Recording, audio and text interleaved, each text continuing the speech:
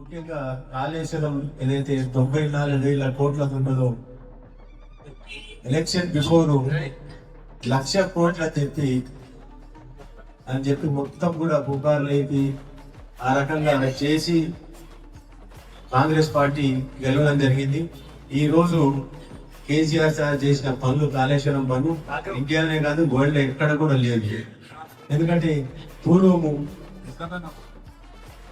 1,25,000 ఎకరాలు ఉండే తెలంగాణలో తను వచ్చినాక 80,000 ఎకరాలు సాగులోకి తీసుకొచ్చింది. అది కూడా అందరికి కూడా తెచ్చింది. అదనంగా 80,000 ఎకరాలు. ఇంత ముందుకు పంజాబ్ ఇండియాలో హైయెస్ట్ ఉండే, దాని తర్వాత ప్యాడీలా, దాని తర్వాత తెలంగాణ ఈ రోజు హైయెస్ట్ ఉండేది ఇండియాలో. అందరు కూడా తెలుసు. ఈ రకంగా కేసీఆర్ సార్ ఏ రకంగా పనిచేసిండు, హరీష్ అన్న కాళేశ్వరం మీద ఎంత హార్డ్ వర్క్ చేసిండు అందరు కూడా తెలుసు. ఈ రోజు ఒక మేడిగడ్డ రోడ్డు పిల్లలు పొంగినందుకు ఎంతో పుకార్లు ఎత్తుడు. మొత్తం అంతా కాళేశ్వరమే కూలిపోయింది. అసలు 1,00,000 కోట్లు పోయి దాన్ని పోయిందని చెప్పి ఈ రోజు ఒక 400 కోట్లు ఖర్చు పెడితే అది మొత్తం రిపేర్ అయింది.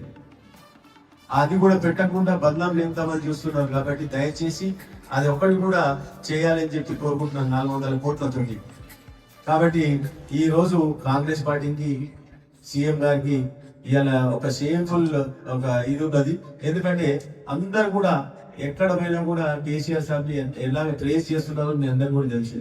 మొన్న మీటింగ్ లో కూడా జీవన్ రెడ్డి సార్ జాయిన్ అయినప్పుడు ఏ రకంగా జనాలు వచ్చిండ్రు ఏంటి అనేది దాన్ని బట్టి తెలుస్తా ఉంది. కాబట్టి దయచేసి వీళ్ళందరూ కూడా గుర్తున్నది ఏంటంటే వేడిగడ్డ ఆ 2 పిల్లర్లు రిపేర్ చేయాలని చెప్పి కోరుకుంటున్నాను.